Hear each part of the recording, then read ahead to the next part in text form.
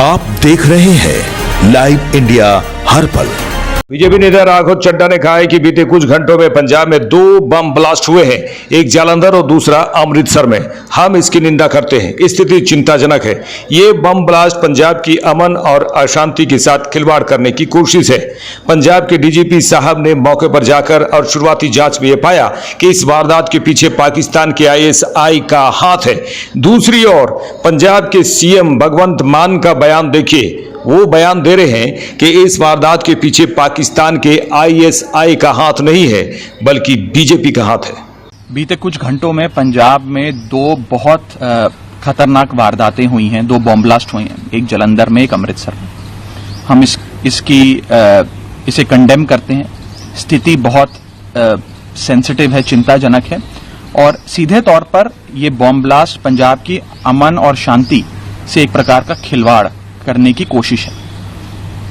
पंजाब के डीजीपी साहब ने मौका वारदात पर जाकर और फॉरेंसिक एक्सपर्ट्स से सारी जांच पड़ताल कर शुरुआती जांच में ये पाया कि इस वारदात के पीछे पाकिस्तान के आईएसआई का हाथ है। दूसरी ओर पंजाब के मुख्यमंत्री ये बयान दे रहे हैं कि इस वारदात के पीछे पाकिस्तान के आईएसआई का हाथ नहीं है, बल्कि भारतीय जनता पार्टी का हाथ है।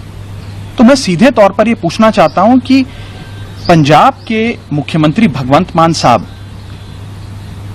पाकिस्तान की आईएसआई को क्यों क्लीन चिट देना चाहते हैं, और क्या उनकी इतनी दुश्मनी भारतीय जनता पार्टी से और अपने पॉलिटिकल ओपोनेंट से हो गई है कि आज उस पॉलिटिकल ओपोनेंट पे दोषारोपण करने के लिए उन्हें पाकिस्तान के आईएसआई की गोद में जाकर बैठना पड़ रहा है।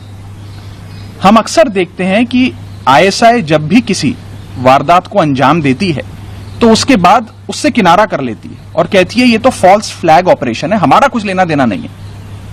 आज भगवंत मान साहब सीधे तौर पर आईएसआई का नैरेटिव को आगे बढ़ा रहे हैं। जो बात आईएसआई कहती है वही मान साहब कह रहे हैं। तो ये बहुत खतरनाक है।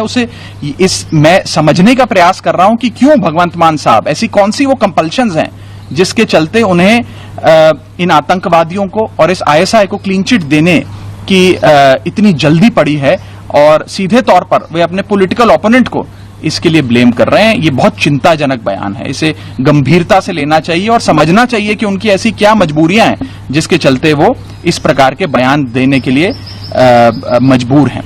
दूसरा